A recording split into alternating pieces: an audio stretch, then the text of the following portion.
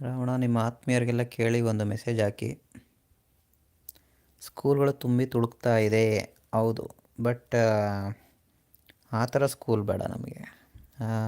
I need A practical school.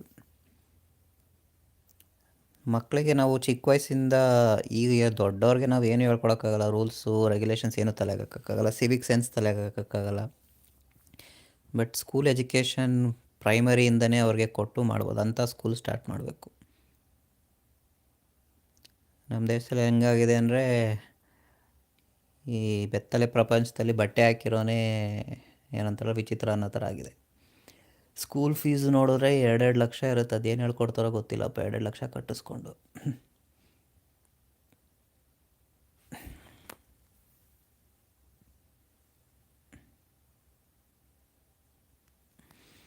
So ಅಂಥ ಕಡೆ ನಮ್ಮದೊಂದು ಪ್ರಾಕ್ಟಿಕಲ್ ನಾಲೆಡ್ಜ್ ಕೊಡೋವಂಥ ಸ್ಕೂಲ್ನ ನಾವು ಸ್ಟಾರ್ಟ್ ಮಾಡ್ಬೋದು.